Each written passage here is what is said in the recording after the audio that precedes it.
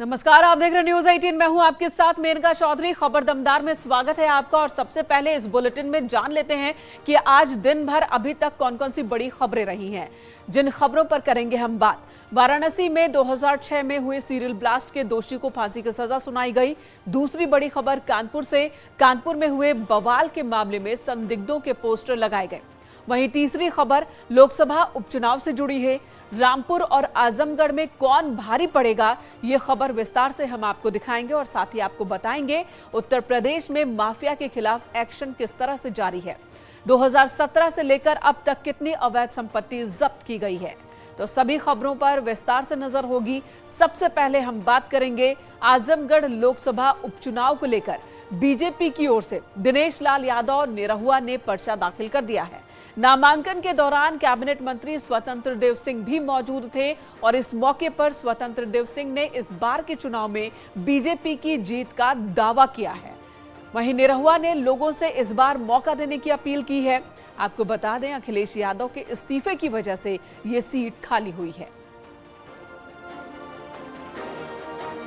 बस हम इतने कहल चाहब अपना आजमगढ़ के लोग से कि भैया बहनी, आप लोग कभी जाति खातिर, कभी धर्म खातिर, अलग अलग विचारधारा खातिर आप लोग बहुत बार वोट कैली। ए बार एगो अच्छा मौका मिलल बा हमनी के, काहे कि उपचुनाव है और केंद्र में भी भारतीय जनता पार्टी की सरकार बा, राज्य में भी भारतीय जनता पार्टी की सरकार बा। जैसे आप लोग सबके मौका देनी, वैसे एक मौका हमरों के देई। अगर हम 2 साल में आप खातिर के, आजमगढ़ खातिर के बाकी लोग से अच्छा ना कर तो बदल दिया लोग। निरहुआ जी को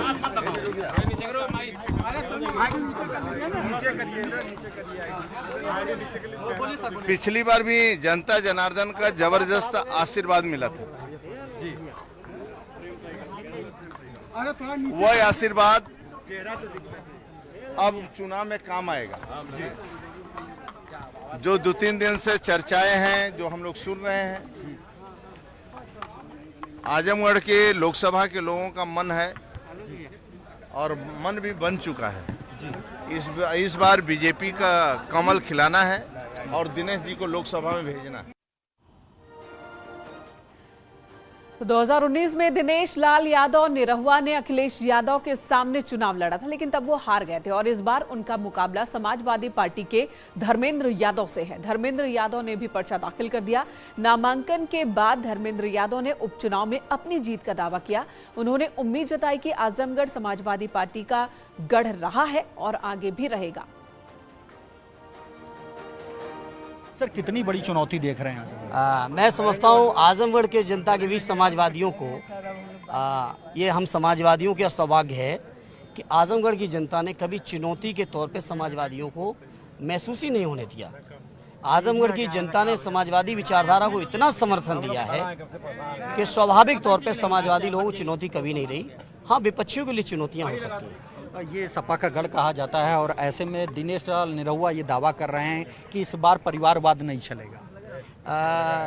मैं किसी से व्यक्तिगत कुछ नहीं कहूँगा। हालांकि वो जिस दल में हैं, उस दल के परिवारवाद के बारे में पहले सोचें, समझें, उसके बाद कोई बात करें। जहाँ तक समाजवादी पार्टी का सवाल है, स्वर्गीय जनेश्वर मिश्रा जी ने कहा था, कई सभाओं में, शिविर सम्मेलन, इवन पार्लियामेंट तक में उन्होंने कहा कि समाजवादियों का संघर्ष का परिवारवाद है। समाजवादी लोग जब संघर्ष आता है तो पूरे के पूरे परिवार के साथ कूदते हैं। ये समाजवादियों का इतिहास है। लेकिन वो बाहरी बनाम लोकल की लड़ाई कहते हैं अखिलेश जी भी बाहर के थे और यहाँ से लड़े, धर्मेंद्र जी भी चले जाएंगे। आजमगढ़ के लोग बेहतर जानते हैं, उसके बारे में मुझे कुछ कहने की आवश्यकता नहीं। और ये मेरा सौभाग्य है कि मैं इलाहाबाद विश्वविद्यालय में पढ़ता रहा और मैं समझता हूँ आजमगढ़ की शायद कोई ग्राम पंचायत ऐसी होगी जहाँ के नौजवानों के साथ मुझे रहने का मौका नहीं मिला, और वो नौजवान जानते हैं सब, इसलिए मुझे कुछ कहना ही नहीं है। धर्मेंद्र जी, मुख्य मुद्दे क्या होंगे जिनको लेकर आप बीजेपी को घेरेंगे? बीजेपी जिस तरह से चुनाव से पहले जो कहती है और करती है, और चुनाव के बाद जो उसका चरित्र है। राशन के नाम पे बहुत बातें की गई थी, लेकिन आज जो मापदंड लाए वो मैं समझता हूँ 5% लोग भी वो लाभार्थी नहीं बचे। ये बीजेपी के लोग चुनाव में नहीं कहते। बीजेपी के लोग रोजगार की बात चुनाव में कहते हैं मैं रोजगार दूंगा, और चुनाव के बाद क्या कर रहे हैं? बीजेपी के लोग चुनाव में कहते हैं महंगाई कम कर रहे हैं, चुनाव के बाद क्या हो? तो बीजेपी के लोगों का चाल चले चेहरा आजमगढ़ के लोग जो हमेशा इस क्षमता के लोग रहे हैं कि उन्होंने देश की दिशा को बदला है राजनीति की।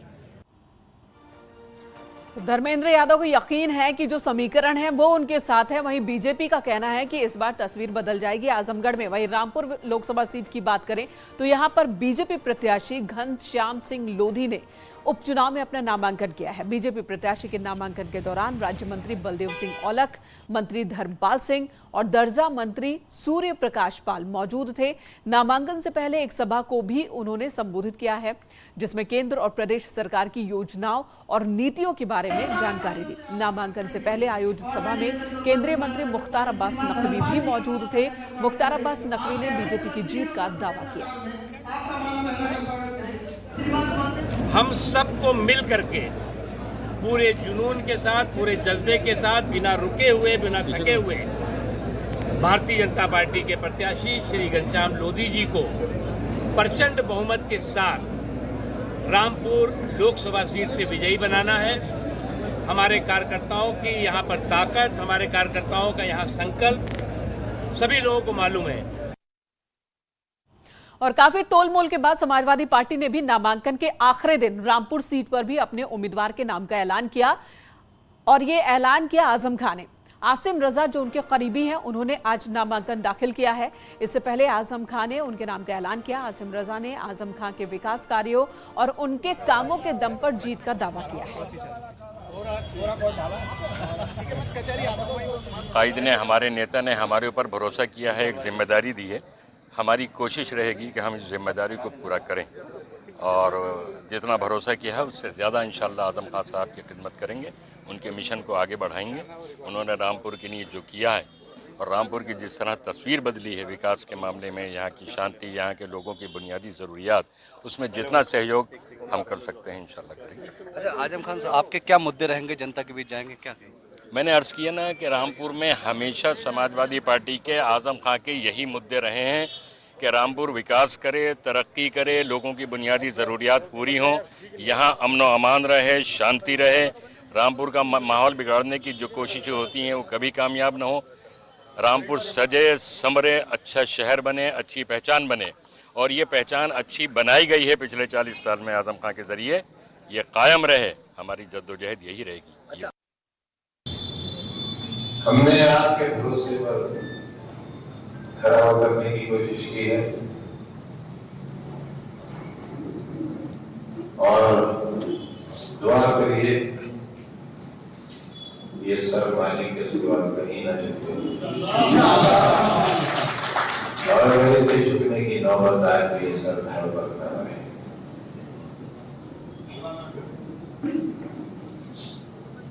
हमारे बहुत अजीज साथी, लंबा सियासी तजुर्बा और इखलास से भरपूर शख्सियत का नाम है आसिम रजा।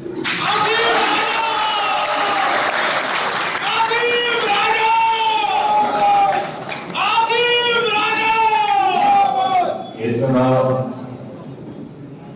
हम आसिम रजा साहब को लड़ाना चाहते हैं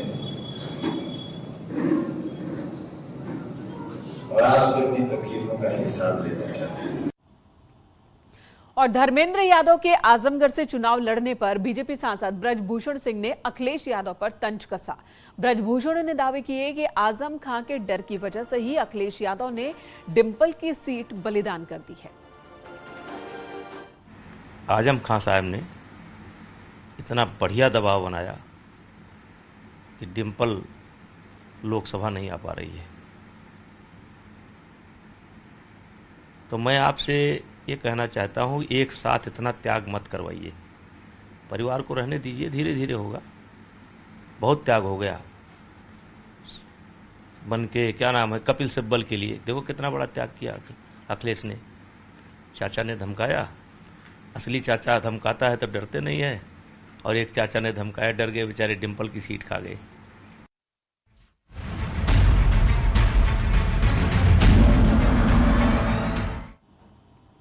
उपद्रवियों को पहचानिए। जी हां, कानपुर में शुक्रवार को जुमे की नमाज के बाद हुई हिंसा के मामले में पुलिस ने सीसीटीवी फुटेज के आधार पर 40 संदिग्धों का पोस्टर जारी किया है, जो इस वक्त आपके टीवी स्क्रीन पर भी है। इसी के साथ कानपुर पुलिस ने लोगों से संदिग्धों की तलाश में मदद की अपील की है। फिलहाल पोस्टर यतीम खाना चौकी में लगाने के साथ ही सोशल मीडिया के माध्यम से कमिश्नरेट पुलिस की ओर से जारी किया गया। जानकारी के मुताबिक कानपुर पुलिस ने 100 संदिग्ध उपद्रवियों का पोस्टर तैयार करवाया है। सीसीटीवी फुटेज के आधार पर इन संदिग्धों में से किसी ने पत्थर तो किसी ने पेट्रोल बम अपने हाथ में ले रखा था।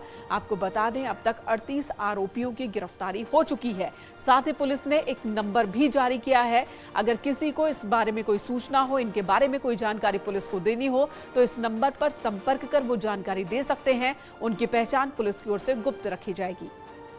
3 तारीख को कानपुर में दंगा कराने वालों की अब खैर नहीं, जहां एक और धरपकड़ होना शुरू हो चुका है। 38 से ज्यादा लोगों को पुलिस गिरफ्तार कर चुकी है। इन सब के बीच अब पुलिस ने मोर्चा खोल लिया और उन लोगों को आइडेंटिफाई कराने के लिए अब हर जगह पोस्टर लगना शुरू हो चुके हैं। ये वो गुनहगार संदिग्ध हैं जिनकी पहचान कराने वालों का नाम गुप्त रखा जाएगा। आप देख सकते हैं, दिनांक 3 जून 2022 को हुई घटना में संदिग्ध व्यक्ति 1, 2, 3, 4, 5, 6, 7, 8, 9, 10, 11, 12 से लेकर 40 तक पत्थरबाज, बमबाज, पेट्रोलबाज, सारे उपरोक्त व्यक्तियों के बारे में सूचना देने का नाम गुप्त रखा जाएगा। यहाँ तक कि एक हेल्पलाइन नंबर भी दिया है ताकि उनका नाम सेफ एंड सिक्योर रखा जाए। यानी जिन लोगों ने शहर का माहौल खराब करने की कोशिश की थी, अब उनकी खैर नहीं। कमिश्नर पुलिस ने 10 टीमें यहाँ लगाई गई हैं और इन 10 टीमों के माध्यम से कानपुर शहर में 450 से ज्यादा पोस्टर और ऐसे पैम्पलेट्स लगाए जा रहे हैं ताकि गुनाहों को उनके सही स्थान पर पहुंचाया जा सके। जर्नलिस्ट आशीष पांडे के साथ अमित गंजू, न्यूज़ 18 कानपुर।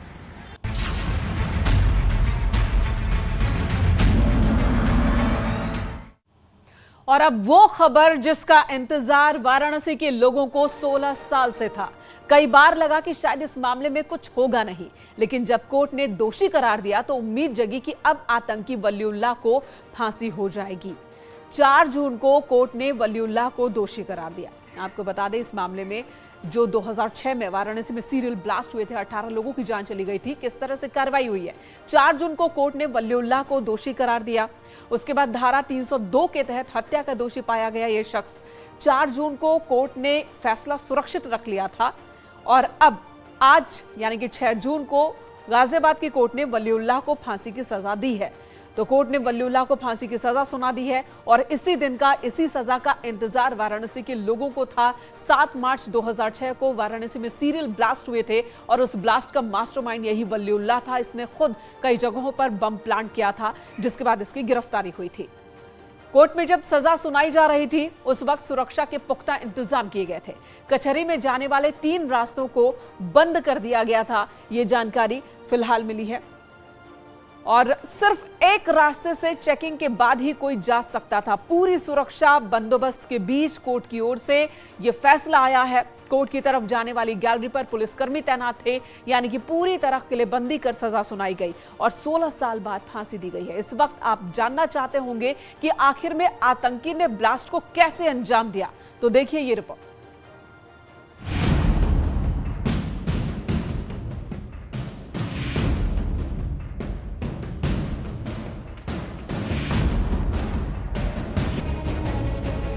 आतंकी वलीउल्लाह ने 7 मार्च 2006 को बड़ी तैयारी के साथ काशी में बम प्लांट किया था। 2006 बनारस के लिए एक ऐसा दिन था जिससे पूरा बनारस थर्रा गया था।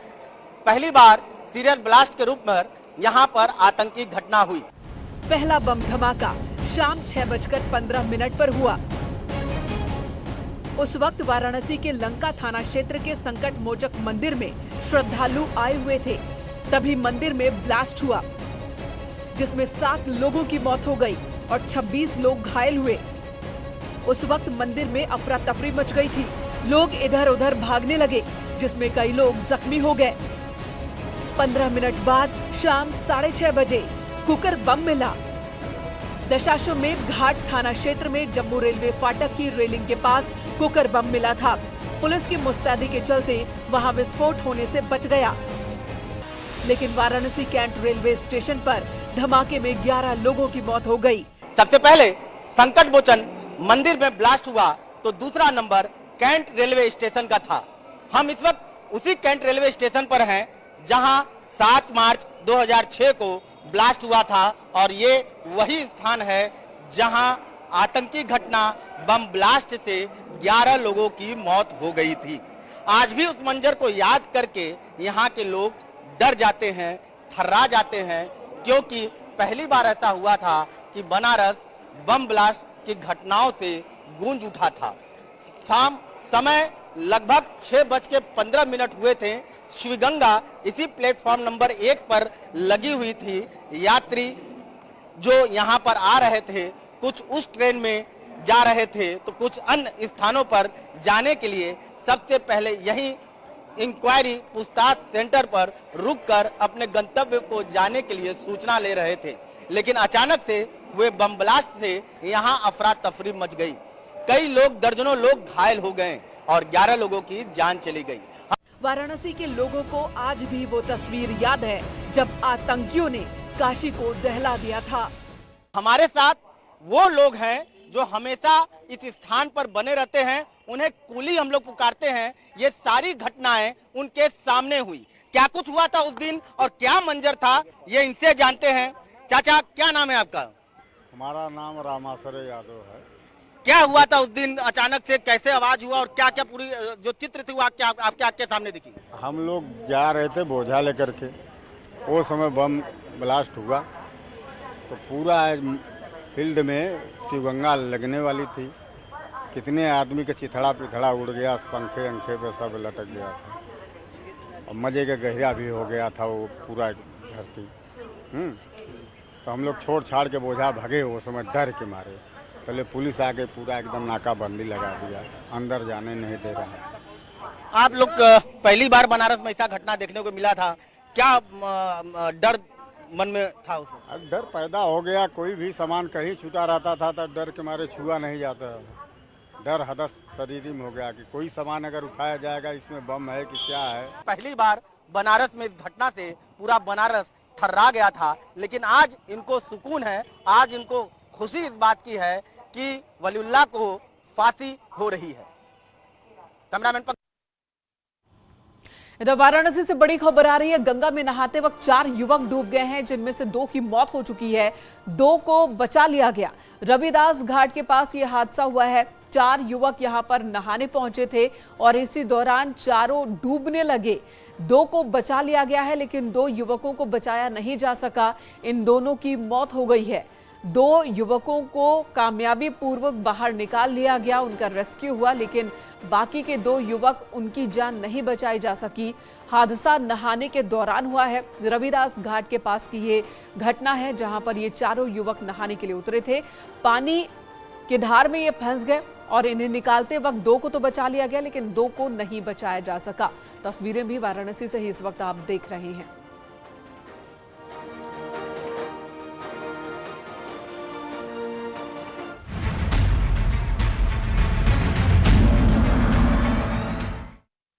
उत्तर प्रदेश में माफिया के खिलाफ पुलिस का एक्शन जारी है और इस साल मार्च से लेकर मई तक कुल 62 माफिया की पहचान की गई। उनके गैंग के खिलाफ कड़ी कार्रवाई की गई। पुलिस के मुताबिक मार्च से लेकर की गई कार्रवाई में कुल 788 अपराधियों के खिलाफ गैंगस्टर एक्ट के तहत एक्शन हुआ और 6 अरब से ज्यादा की संपत्ति जब्त हुई है। जबकि मार्च 2017 से अब तक पूरे राज्य में माफिया पर नकेल कसते हुए 20 अरब 95 करोड़ रुपए की अवैध संपत्ति जब्त हुई है। पुलिस ने आगे की कार्रवाई जारी रखने का ऐलान किया है।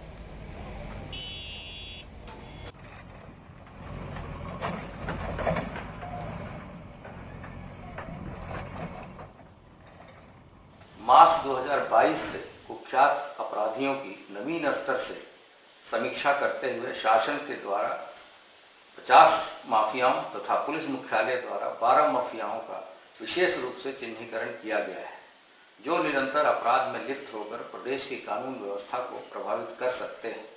इन सभी 62 माफियाओं और उनके गैंग के विरुद्ध योजनाबद्ध तरीके से पुलिस मुख्यालय द्वारा मॉनिटरिंग करते हुए कड़ी कार्रवाई कराई जा रही है।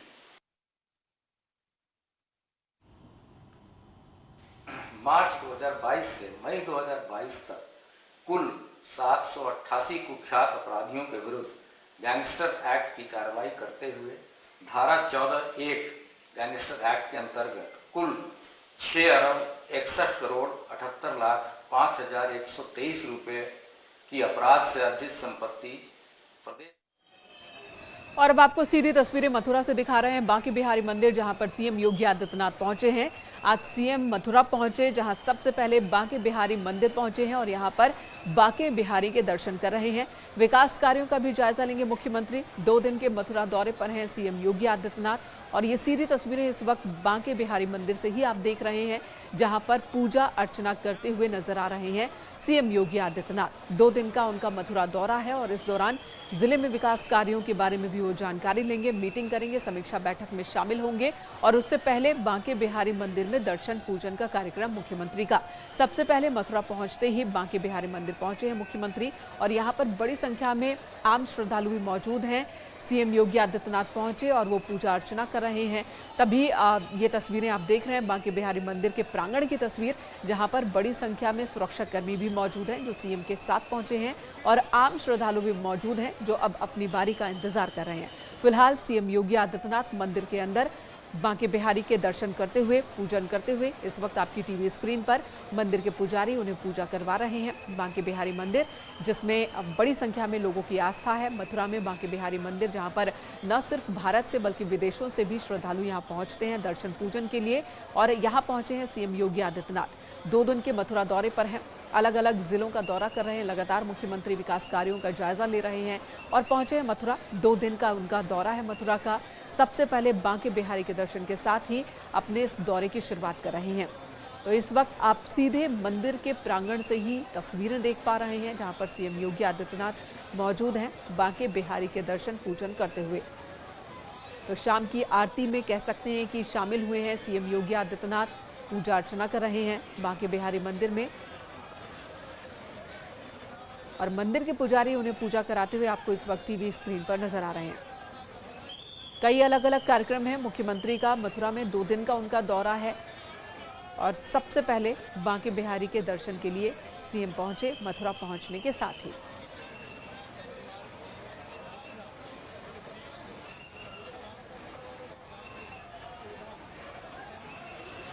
बांके बिहारी मंदिर जहां पर बड़ी संख्या में लोग पहुंचते हैं और आप यहां पर देख सकते हैं कि मुख्यमंत्री के बगल में एक पुजारी हैं जो बांके बिहारी मंदिर के बारे में बताते हुए और पूजा अर्चना करवाते हुए नजर आ रहे हैं। बांके बिहारी को लेकर कहा जाता है कि ये छवि इतनी मनमोहक है कि जो देखता है देखता रह जाता है, टकटकी लगाए देखता रह जाता है और कई बार भगवान को नज़र भी लग जाती है। बाल स्वरूप में यहाँ पर मौजूद हैं तो उन्हें नज़र न लग जाए इसलिए बार बार यहाँ पर कपाट बंद कर दिया जाता है ताकि नज़र से बचाया जा सके बांके बिहारी को। यहाँ पर सीएम योगी आदित्यनाथ पूजा अर्चना करते हुए भगवान को भोग लगाते हुए भी नजर आ रहे हैं।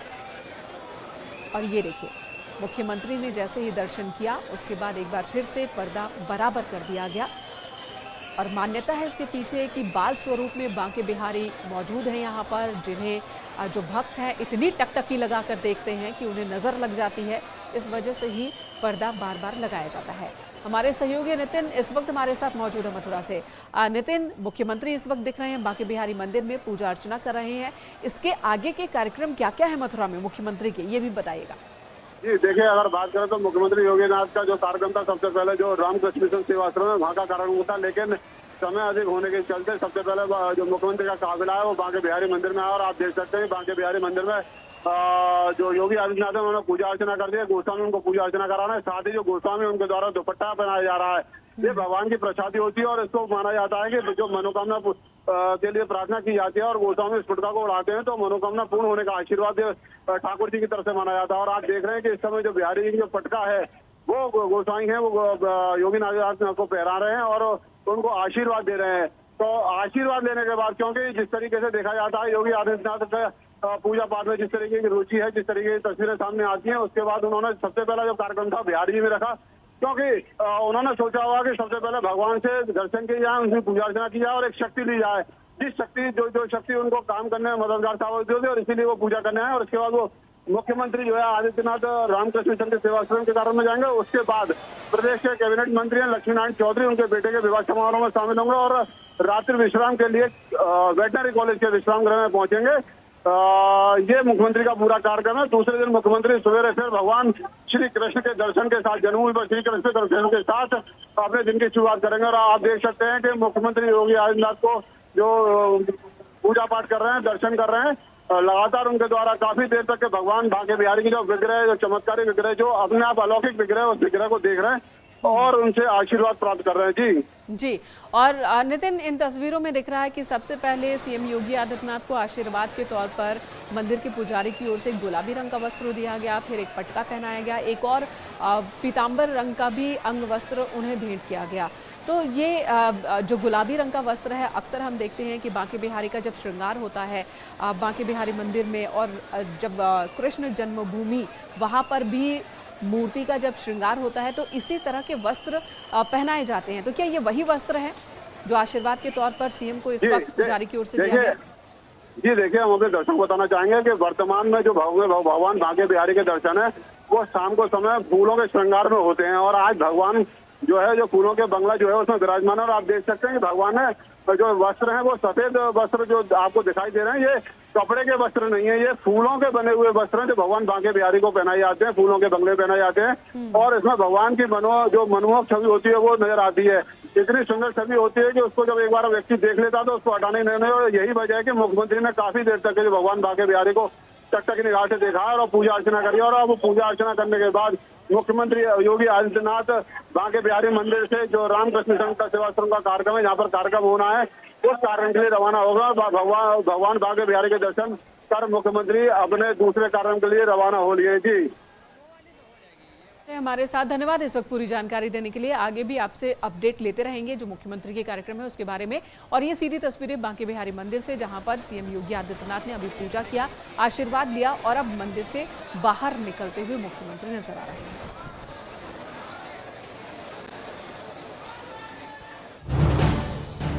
आप देख रहे हैं